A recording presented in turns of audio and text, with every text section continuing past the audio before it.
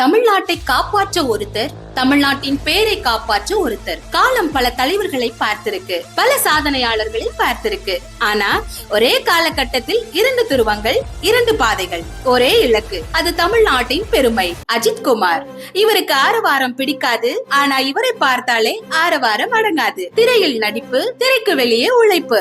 தனக்கு எது பிடிக்குமோ அதை உலகமே வியக்கும்படி செய்து முடிப்பவர். ஒரு தமிழன் உலக வரைபடத்தில் தன் அடையாளத்தை பதிக்கிற ஒரு வேட்டை.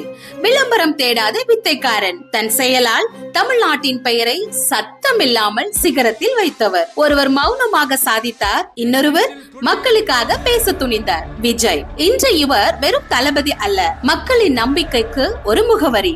நிழல் உலகத்தில் நிஜங்களை பேசியவர். இன்று நிஜ உலகத்தில் மாற்றத்தை விதைக்க வந்திருக்கிறார். அவர் கையில் எடுத்திருப்பது அதிகாரம் அல்ல, பல கோடி மக்களின் உணர்வுகள். தமிழ்நாட்டின் உரிமைகளுக்காக, மண்ணின் மைந்தர்களுக்காக அவர் எடுத்திருக்கும் முடிவு ஒரு புதிய விடியலின் தொடக்கம். ஒருவர் தன்னம்பிக்கையின் உச்சம், இன்னொருவர் மக்கள் சக்தியின் வடிவம்.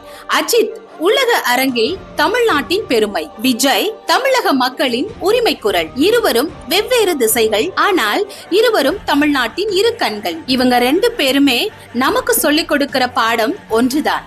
துணிந்தால் எதையும் சாதிக்கலாம், நினைத்தால் எதையும் மாற்றலாம். அவர்கள் வழி காட்டலாம், ஆனா மாற்றத்தை உருவாக்க வேண்டியது நாம் தான்.